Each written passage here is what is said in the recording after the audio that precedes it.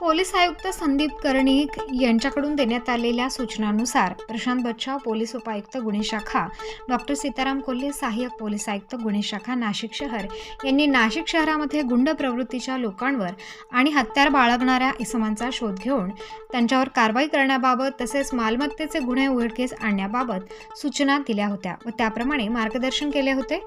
15 February रोजी गुन्हे शाखा युनिट क्रमांक 1 नाशिक शहरकडील नेमणुकीचे पोलीस हवालदार प्रवीण वाघमारे यांना गुप्त बातमीदार यांच्या मार्फतीने बातमी मिळाली की रेकॉर्डवरील गुन्हेगार सुमित दयानंद महाले हा फिल्ट्रेशन प्लांटचे जुन्या पाण्याच्या टाकीखाली फुलेनगर नाशिक येथे गावठी बनावटीचे पिस्तूल व जिवंत काडतुसे असे विक्री करण्यासाठी येणार असल्याची खात्रीशीर बातमी मिळाली।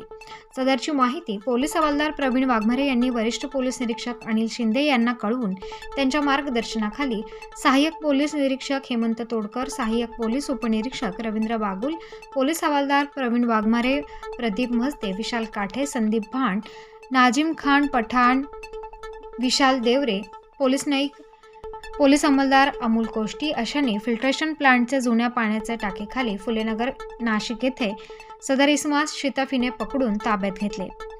सदर इसमाचे नाव सुमित दयानंद महाले, वर्ष 21, राहणार मुंजाबाबा गल्ली फुलेनगर असे असल्याचे समजल्यावरून त्याच्याकडून 30,000 रुपये किमतीचे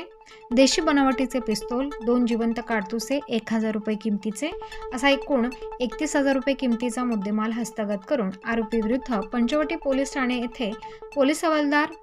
विशाल काठे यांनी सरकारतर्फे फिर्यादी होऊन गुन्हा दाखल केला असून पुढील तपास पंचवटी पोलीस ठाणे करत आहे। प्रतिनिधी मोहसिन पठाण, स्टार न्यूज, नाशिक।